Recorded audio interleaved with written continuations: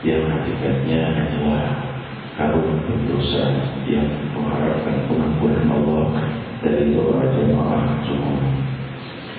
Hamdan li Rabbil khassana bi Muhammadin wa anqadana min dhulmatil jahli wad dayajili. Alhamdulillahilladzi hadana bi'abdihi al-mukhtar man da'ana ilayhi bil-idni wa qad nadana labbaika ya man dallana wa hadana. Sallallahu wasallam wa baraka alaihi wa ala alhamdulillahilladzi jama'ana fi hadzal ijtima' irtabatna bi arwahi salihin bi huduri arwahi salihin bi hudur arwahi muqarrabin wal abdar fi hadhihi al-amrati sharifah. جعلنا الله وإياكم ممتلئ بأنوارهم وبركاتهم وأسرارهم دنيا والآخرة آمين. Limpahan puji kehadirat Allah Subhanahu wa Ta'ala yang Maha Luhur, yang Maha mengumpulkan kita untuk bisa turut berkumpul di dalam perkumpulan yang mengikatkan kita kepada para salihin, yang bagaikan rantai, mata rantai yang bertalian dan bersangkutan satu sama lain. Mata rantai yang jika diperguncang satu mata rantai maka berguncang seluruh mata rantai hingga ujungnya Sayyidina Muhammad. Inilah rantai kemuliaan mahabbah, inilah silsilatul mahabbah, inilah rantai cinta dari umat kepada guru, dari guru kepada guru, dari guru kepada guru, hingga Sayyidina Muhammad sallallahu alaihi wasallam. Allah Subhanahu wa Ta'ala berfirman, wal 'ashr innal insana lafi khusr illa alladhina amanu wa 'amilus salihati wa tawasaw bil haqqi wa tawasaw bis sabr. Demi masa, demi zaman, Allah bersumpah demi masa dan zaman, semua yang terjadi sepanjang waktu dan zaman, musibah dan kenikmatan, kegembiraan dan kesedihan, perpisahan dan pertemuan, yang kesemua itu adalah gelombang kehidupan yang selalu ada sepanjang zaman. Wal 'ashr, demi seluruh kejadian itu yaitu masa, innal insana lafi khusr, sungguh manusia dalam kerugian, semua dalam kerugian, illa alladzina amanu, kecuali mereka-mereka yang beriman kepada Allah, wa 'amilus shalihat, yang beramal saleh, dan mereka yang saling menasihati dalam kebenaran dan saling menasihati dalam kesabaran. Illa alladzina amanu wa 'amilus shalihat wa tawasaw bil haqqi wa tawasaw bis sabr. Demi masa, seluruh gelombang kejadian, kesedihan dan kegembiraan, kekayaan dan kemiskinan, keberhasilan dan kegagalan, kehidupan dan kemudian kematian, semua di dalam kerugian, kecuali orang-orang yang beriman kepada Allah tidak akan rugi, yang beramal saleh tidak akan rugi, orang-orang yang saling menasihati dalam kebenaran dan saling menasihati untuk tabah dan sabar tidak akan merugi. Semoga Allah mengumpulkan kita di dalam kelompok yang tidak rugi.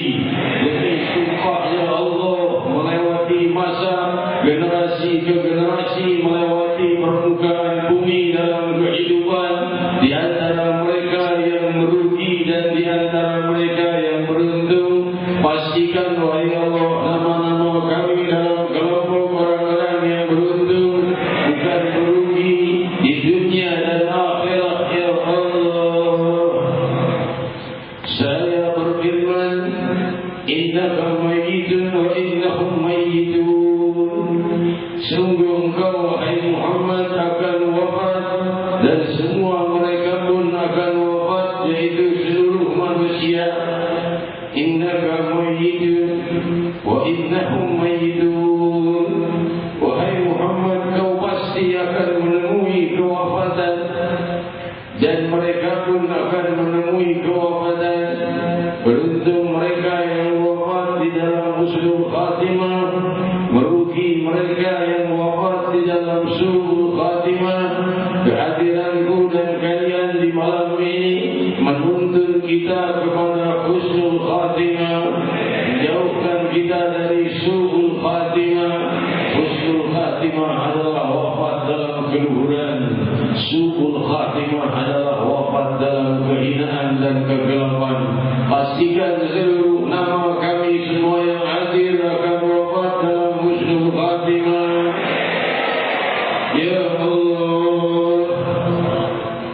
Allah subhanahu wa ta'ala berfirman, "Idza ja'atis sakhah yawma yafirru al-mar'u min akhihi wa ummihi wa abihi wa sahibatihi wa banihi likulli imri'in minhum yawma'idhin sha'nun yughnihi wujuhun yawma'idhin musfirah ضاحكة مستبشرة ووجوه يومئذ عليها غبرة ترهقها قترة أولئك هم الكفرة الفجرة. Allah berfirman ketika telah datang waktunya sangkakala terakhir, hancur leburlah seluruh alam semesta. Hari di mana manusia melarikan diri dari saudara dan temannya, suami berpisah dengan istrinya, istri berpisah dari suaminya. Semua tidak ingin saling dekat karena tidak ingin dituntut satu sama lain. Yafirul mar'u min akhihi wa ummihi wa abihi. Lari dari ayah dan ibunya, takut dituntut karena pernah tidak berbakti pada ayah dan bunda. Ayah dan bunda pun lari dari anaknya, takut dituntut kurang memberi bimbingan yang luhur di dunia. Yawma yafirul mar'u min akhihi wa ummihi wa abihi wa sahibatihi wa akhihi. Suami melarikan diri dari istrinya, takut dituntut oleh istrinya atas hak-hak yang belum ditunaikan. Istri melarikan diri dari suami, takut dituntut atas hak-hak suami yang belum ditunaikan. Yaumaidin sya'nu yughnihi. Pada saat itu masing-masing orang berada di dalam kesibukan dirinya sendiri. Hadirin hadirat, wujuhun yaumaidin. Di saat itu ada wajah-wajah mulia sebagaimana firman Allah, yauma yafirul mar'u min akhihi wa ummihi wa abihi wa sahibatihi wa banihi. Wujuhun yaumaidin sha'ni minhum sha'nu yughnihi. Di saat itu ada wajah-wajah yang senang, dhahikatun mustabshirah. Hari ada wajah-wajah yang senang dan gembira, dan ada wajah-wajah yang cemberut dan kusam dan gelap. Wujuhu yawmaidin sha'nu yughnihi. Dan di saat itu ada wajah-wajah masing-masing sibuk dengan permasalahannya. Ada wajah-wajah yang gembira karena ia telah mendapat husnul khatimah dan mendapat perjumpaan dengan para kekasihnya, para salihin dan para pemimpin salihin Sayyidina Muhammad SAW. Dan di saat itu juga ada wajah-wajah yang terlihat kusam dan gelap. Mereka dalam penyesalan yang abadi. Ulaika humul kafaratul fajara. Orang-orang yang menolak tuntunan ilahi dan tuntunan Sayyidina Nabi Muhammad SAW. Hadirin hadirat, sampailah kita pada hadis mulia di malam hari ini. Tuntunan sang Nabi yang bisa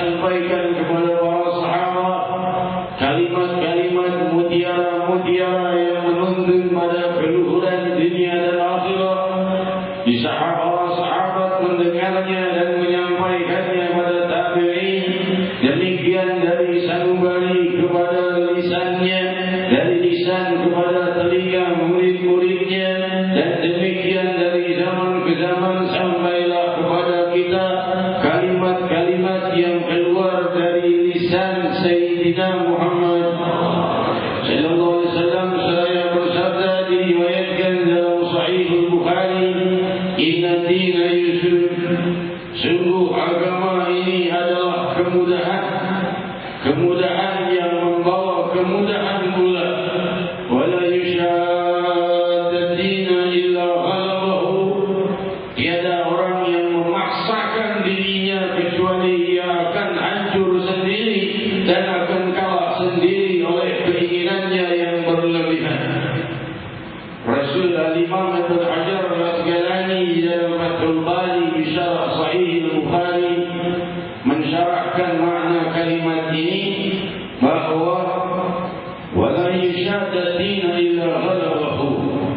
Jangan sampai manusia itu memaksakan dirinya lebih dari kemampuannya.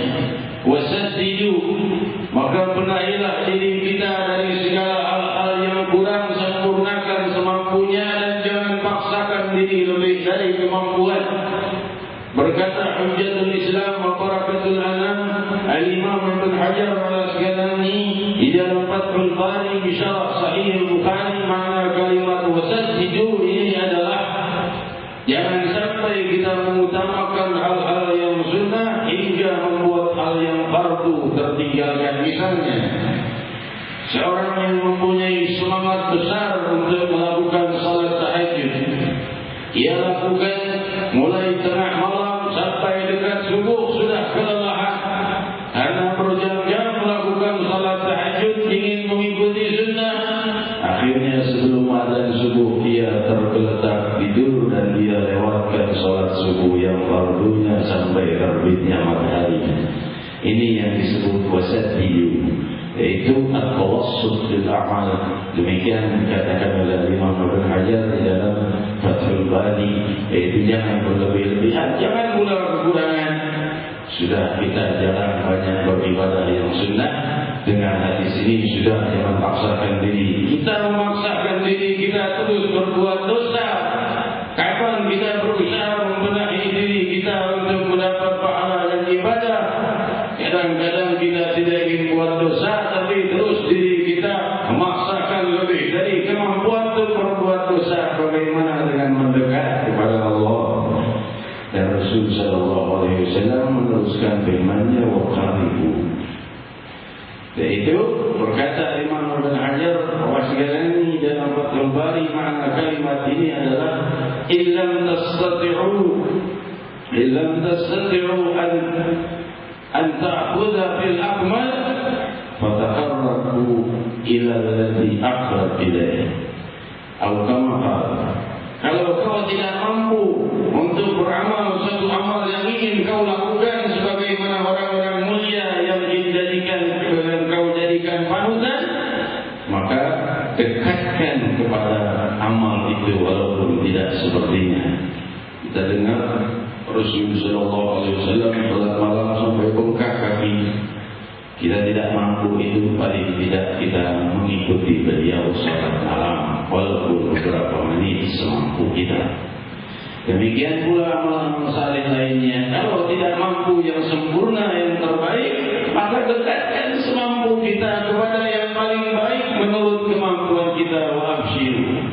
Maka dengan perjuangan itu, kabar gembira bagi kalian, kata Rasulullah sallallahu alaihi wasallam. Wasta'inu bil qudwati war rawhati wa syai'in min ad-dulja, dan perbanyaklah doa untuk memohon pertolongan di pagi hari, di sore hari. Maksudnya di pagi hari itu saat kita mau aktivitas, banyak-banyak berdoa kepada Allah supaya aktivitas kita dilimpahi keberkahan, kesuksesan, keberhasilan dunia dan akhirat. Dan juga di sore hari selesai dari aktivitas kita berdoa kepada Allah. Barangkali tadi banyak dosa yang kita kerjakan supaya diampuni Allah. Barangkali dari tadi banyak perbuatan-perbuatan yang buruk yang bisa membawa musibah musibah di masa mendatang agar diampuni Allah. Wa syai'in minad dunya, dan di sedikit waktu di waktu malam kelak, malam yang gelap. Dunya adalah malam yang kelak, yaitu di tengah malam atau di akhir malam. Demikian dijelaskan oleh Imam Ibnu Hajar Al-Asqalani di dalam Fathul Bari Syarah Sahih Bukhari, dan beliau menjelaskan bahwa hadis ini juga memberikan gambaran kepada kita bahwa Allah Subhanahu wa taala tidak memaksakan lebih dari kemampuan kita, dan Rasul sallallahu alaihi wasallam memberikan kemuliaan tuntunan, dan beliau sallallahu alaihi wasallam kelak akan memberikan syafaat bagi umatnya di hari kiamat. Sebagaimana firman Allah Subhanahu wa taala, alladzina lam yalbisu imanahum bidzulmin. Maka diriwayatkan dalam Sahih Bukhari ketika ayat ini turun, berkata para sahabat, ayyuna lam yadzlim. Ketika ayat ini turun, orang-orang yang beriman yang tidak menyatukan iman mereka dengan perbuatan zalim. Maka berkata para sahabat, siapa di antara kita yang tidak pernah berbuat dosa? Bagaimana ini bisa kita lakukan ayat ini? Betapa beratnya. Maka turunlah firman Allah yang selanjutnya menjawab kerisauan para sahabat itu dengan inna syirka dzulmun adzim, bahwa sungguh menyekutukan Allah itulah yang merupakan dosa yang paling besar. Maksudnya Al-Imam Ibnu Hajar mensyarahkan makna hadis ini adalah Allah Subhanahu wa taala menjawab kerisauan para sahabat. Mereka risau dengan turunnya ayat ini, ayyuna lam yadhlim. Siapa di antara kita yang tidak berbuat dosa? Dan bagaimana dengan ayat orang-orang yang beriman yang tidak tercampur iman mereka dengan dosa, yaitu suci dari dosa? Siapa dari kita yang suci dari dosa? Maka Allah beri ketenangan mereka, inna syirka dzulmun adzim. Yang dimaksud adalah orang yang menyekutukan Allah Subhanahu wa taala tapi mengaku beriman, yaitu para munafikin, lisannya muslim tapi hati sanubarinya memusuhi dan menghancurkan Islam. Ini ada di masa Nabi sallallahu alaihi wasallam sampai saat ini pun ada. Hadirin hadirat yang dimuliakan Allah, berkata Imam Ibnu Hajar Al-Asqalani di dalam Fathul Bari Syarah Sahih Bukhari mensyarahkan hadis ini bahwa dia adalah seseorang yang beriman kecuali pasti sampai kepada surganya Allah. Walaupun mereka berdosa, mereka akan melewati siksa mungkin di dunia, mungkin di barzakh, mungkin di neraka. Namun ayat ini merupakan jaminan juga bahwa tidak akan satupun orang yang beriman kekal di dalam neraka, tentunya dengan syafaat Sayyidina Muhammad. Jadi kita ini sudah tidak menyekutukan Allah, sudah mengakui Nabi Muhammad utusan Allah, sudah cukup, tidak perlu beramal karena sudah pasti masuk surga. Hati-hati dengan perbuatan dosa dan meninggalkan perintah Allah dan melakukan larangannya, karena perbuatan dosa seperti itu adalah menambah musibah kita di dalam kehidupan dunia, di alam barzakh dan di hari kiamat. Makin banyak dosa kita, makin banyak kesalahan kita, makin banyak musibah yang kita datangkan sendiri dengan perbuatan kita di dunia dan di akhirat. Semoga Allah mengampuni dosa-dosa kita. Hadirin yang akan saya sampaikan pula adalah tentang fitnah di Facebook yang menampilkan wajah saya yang di atasnya diberi palang salib dan di atas namakan seorang pendeta. Facebook itu sudah lama, mungkin sekitar setahun, tapi berganti-ganti gambar. Baru ini dinamparkan dengan wajah saya, namanya pendeta siapa saya lupa. Gambar salib di atas kepala saya pakai gambar saya, namanya pendeta siapa saya lupa.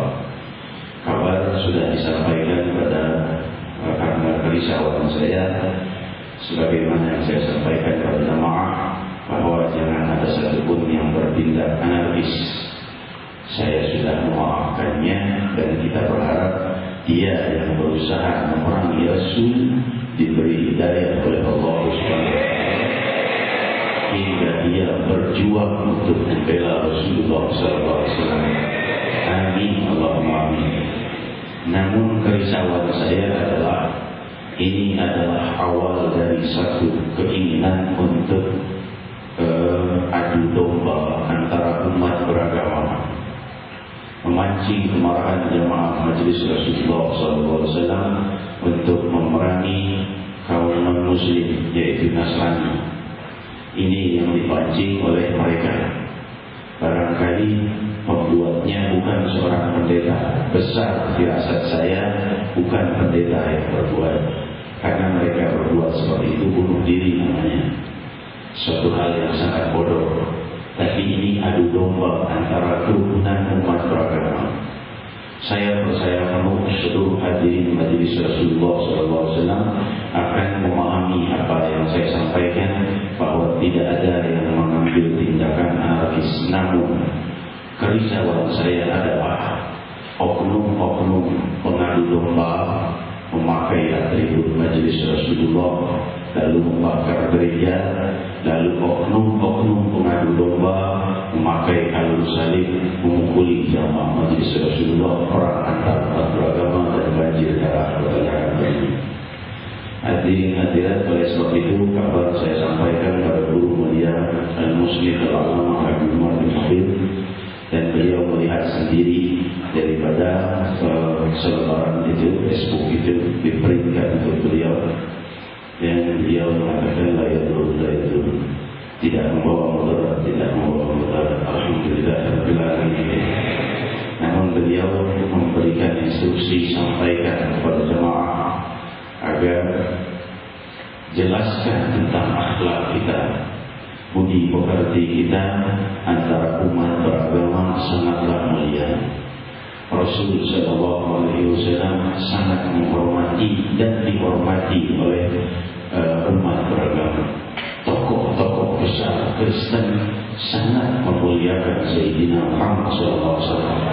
Di antara mereka yang masuk Islam, di antara mereka yang tidak. Seperti Heraklius Bizantium, sebagaimana riwayat Sahih Bukhari. Kaisar Heraklius Bizantium, Kaisar Romawi, ketika datang utusan Nabi sallallahu alaihi wasallam dengan ucapan kepada Kaisar Heraklius Bizantium, masuk Islam kau akan selamat. Maka ditanya, ini surat datang dari siapa? Apakah dia seorang pemimpin? Bukan. Apakah dia anak pemimpin yang gila kehormatan? Bukan. Apakah dari seorang yang punya tentara ratusan ribu hingga berani mengatakan ini pada Kaisar Romawi semacamku? Tidak punya pasukan. Apakah dia punya pengikut banyak sehingga berani melawan kerajaanku? Ya, pengikutnya beberapa orang saja dari para budak. Apakah bapaknya seorang orang besar? Ya, seorang anak yatim. Apakah ia kaya raya mampu menyewa pasukan untuk melawan kekaisaranku? Ya, orang yang miskin dan penggembala domba. Maka berkatalah Kaisar Heraklius Bizantium, sungguh orang ini membawa kebenaran. Jika aku ada di hadapannya saat ini, akan kucuci kedua sandalnya, dan kekuasaan beliau akan sampai kepada kekaisaranku ini, dan tempat dudukku ini, singgasanaku ini akan disampaikan oleh kekuasaan beliau Sayyidina Muhammad SAW. Gemuruh para pendeta di kerajaan Heraklius ketika Kaisar bicara seperti itu. Namun Kaisar Bizantium tetap tidak masuk Islam, membiarkan muslimin hidup tinggal di wilayahnya. Dan ini Kaisar seorang pemimpin besar umat Kristen di masa itu, bukan satu. Kaisar Najasyi, seorang kaisar di Afrika, sampai surat kepadanya berkata, salah Sayyidina Ja'far bin Abi Thalib radhiyallahu anhu Allah mengenal bawakan surat itu. Kaisar Najasyi berkata, ini orang tanpa hanya membawa kebenaran. Kalau berkata seorang munafik yang juga hadir di saat itu di depan Kaisar Najasyi, "Tar dulu Kaisar, jangan sembarang kau percaya. Tanya dulu apa yang ia ucapkan tentang apa yang kalian sembah, yaitu Isa bin Maryam. Apa menurut kalian ajaran kalian tentang Isa bin Maryam?" Maka Sayyidina Ja'far bin Abi Thalib membacakan surat Maryam, kalimat demi kalimat menjelaskan siapa Nabi Isa bin Maryam. Kaisar Najasyi berkata, "Lepaskan mereka, mereka boleh hidup bebas di sini." Dan tidak lama dia pun masuk Islam. Riwayat Sahih Bukhari, orang yang pertama kali Rasul lakukan sholat gaib untuknya adalah Kaisar Najasyi, seorang kaisar besar yang memimpin kekaisaran yang beragama Kristen. Para bawahannya banyak orang pendeta, namun tidak membunuh sang kaisar. Mereka menghargai umat beragama ini yang diinstruksikan oleh guru mulia untuk dijelaskan bahwa kerukunan umat beragama yang mesti kita penuhi. Dan beliau mengatakan, jika jamaah mengikuti apa yang kuwasiatkan, orang-orang Nasrani yang akan memerangi orang yang membuat Facebook itu, bukan kita. Mereka yang akan memerangi karena malu sendiri bahwa orang-orang Muslim berbuat baik, santun kepada orang-orang yang non-Muslim. Semakin kita mencintai Nabi SAW, semakin kita berbuat baik kepada mereka demi mereka mengenal kelembutan Islam, kelembutan Nabi Muhammad SAW. Yang dengan itu mereka sendiri yang akan tertarik kepada Islam atau mundur teratur untuk tidak memerangi Muslimin karena merasa Muslim bukan musuh mereka, dan mereka sendiri yang akan mengejar orang-orang yang mengadu domba antara mereka dengan Muslim. Demikian hadirin-hadirat institusi dari guru mulia yang saya sampaikan. Dan yang terakhir adalah pemangkatan guru dari guru mulia kita, Khalifatul Awliya di hadha zaman, Sayyidi Al-Arif Billah Al-Qutb Al-Habib Abdul Qadir bin Ahmad As-Sagar alaihi rahmatullah, wafat pada sebelum terbitnya subuh hari Minggu yang lalu, yaitu tanggal 4 April 2010, 19 Rabiul Tsani 1413 Hijriah. Beliau wafat sebelum terbitnya subuh, dan kabar sampai pada guru mulia pada sekitar 6:30 tepat setelah beliau melihat selebaran Facebook dan menjawabnya. Kalau beliau masuk rumah dapat kabar tentang pemangkatan guru beliau, dan beliau diam, tidak berbicara sepatah kata pun. Masuk ke dalam kamarnya, jam 9 pagi sudah menuju bandara berangkat ke Jeddah untuk menghadiri sholat jenazah yang dilakukan pada kemarin ba'da Isya di Masjidil Haram, pada sholat Isya. Hadirin hadirat yang memuliakan, Al-Imam Abdul Qadir bin Ahmad As-Sagar adalah seorang yang sangat lemah lembut. Air mata bercucuran jika beliau menyampaikan tausiah. Rahasia-rahasia kelembutan Allah berpijar dari tuntunan beliau, membuat hadirin bagaikan pecah hatinya dari haru atas kelembutan Allah Subhanahu wa Ta'ala. Demikian hari-hari dan perjuangan Al-Imam Al-Qutb Al-Habib Abdul Qadir bin Ahmad As-Sagar, orang yang sangat mulia, dan beliau adalah guru dari guru mulia kita. Setelah beliau sering kunjung ke Indonesia di zaman Habib Saleh bin Muhsin Hamid Tambun rahimahullah, di zaman Habib Alwi bin Ali Al-Habsyi Solo rahimahullah, ayah dari Habib Anis almarhum rahimahullah, di zaman Habib Umar bin Latos, dan para guru-guru, para sepuh di masa itu. Tahun 98 saya kunjung pada beliau bersama guru mulia, bersama para alumni pertama, murid-murid guru mulia. Guru mulia kita mengantar kita pulang ke Indonesia, sebelumnya haji umrah sekaligus silaturahmi pada Sayyidi Al-Habib Abdul Qadir bin Ahmad As-Sagar, guru mulia. Semua mata kami memandangi wajah yang bercahaya, wajah sepuh yang bercahaya itu tahun 98 sudah rebah di tempat tidur. Wajah yang penuh kelembutan dan pandangan yang penuh kasih sayang memandangi wajah-wajah para alumni satu persatu, dan air mata beliau tidak berhenti mengalir. Lalu tangan beliau bergetar terangkat mendoakan para alumni. Lantas satu persatu kami menyalami beliau. Guru mulia di sebelah beliau mengenalkan nama kami satu persatu. Ini bulan bin bulan, ini bulan bin bulan. Satu persatu kami menyalami beliau. Pertemuan diakhiri dengan satu qasidah yang membuat beliau menangis dan berguncang-guncang tubuhnya dari dahsyatnya tangis, dan terus mengangkat tangan berdoa, membuat kami hampir bergelimpangan dari tangis melihat beliau sedemikian dahsyatnya berdoa dan mengajar. Beliau telah wafat, dan semoga Allah Subhanahu wa taala memuliakan beliau di alam barzakh.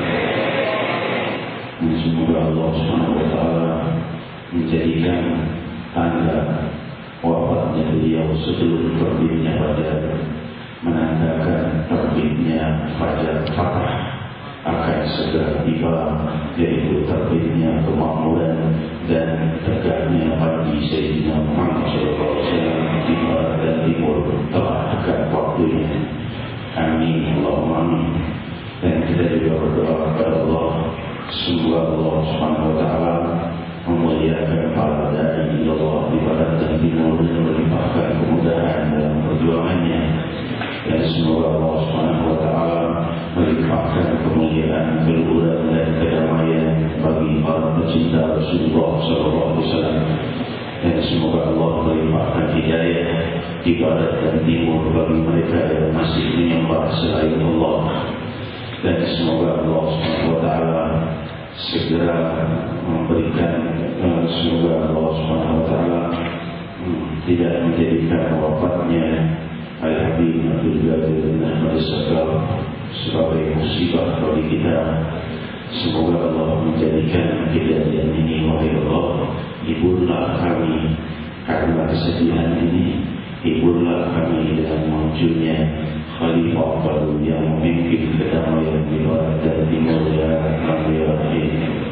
Pemimpin para habaib telah wafat, dari generasi ke generasi tergantikan, dan sampai kini wafat Al-Habib Abdul Qadir bin Ahmad. Semoga lebih terbit matahari kedamaian di barat dan timur, menjadikan pula segera kota Jakarta kota kedamaian, kota Sayyidina Muhammad SAW, aman dari narkotika, aman dari minuman keras, aman dari segala hal yang mungkar, aman dari kriminal, aman dari hal-hal yang buruk, ya Rabbal Alamin, ya Dzal Jalali wal Ikram. Hadirin hadirat, akhir dari doa kita adalah Allah memberikan ketabahan kepada guru mulia kita yang ditinggal oleh guru beliau.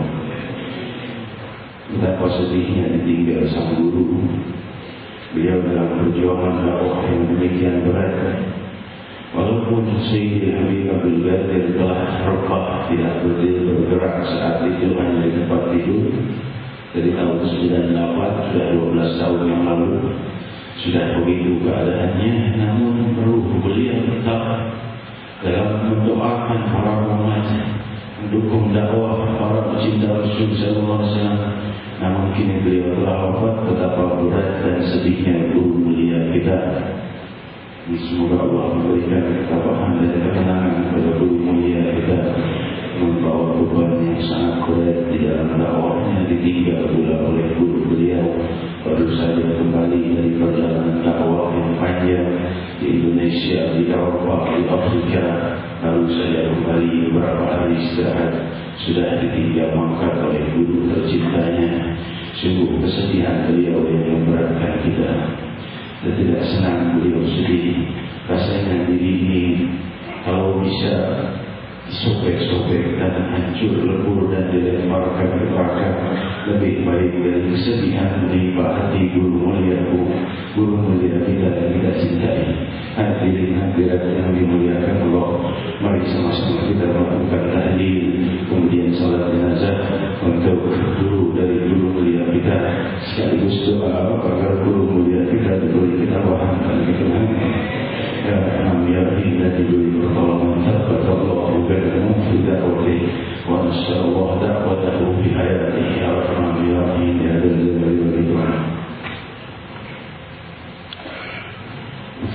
الفاتحة وثلاث مرات من سورة الإخلاص والمعوذتين أثركم الله. أعوذ بالله من الشيطان الرجيم. بسم الله الرحمن الرحيم.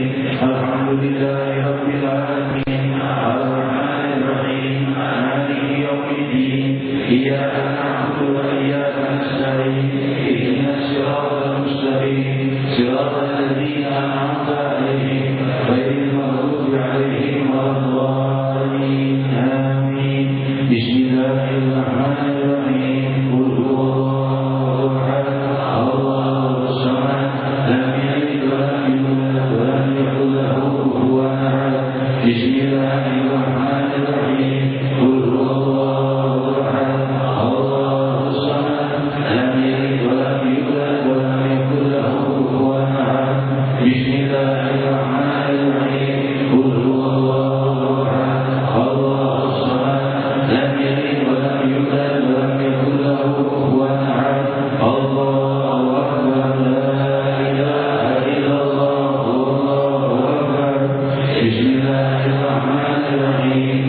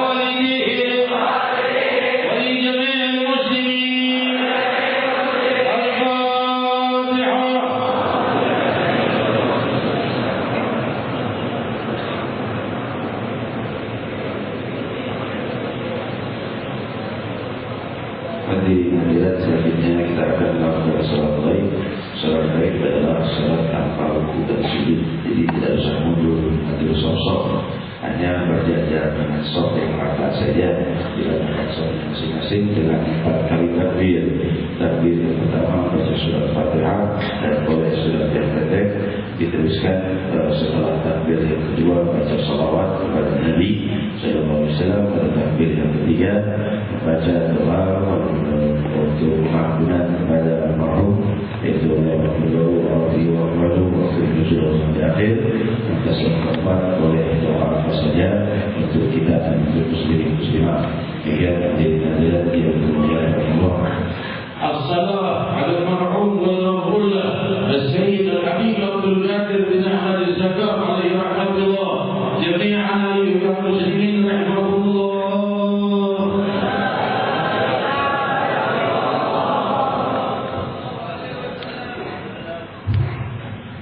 استووا صفوفكم يرحمني ويرحمكم الله.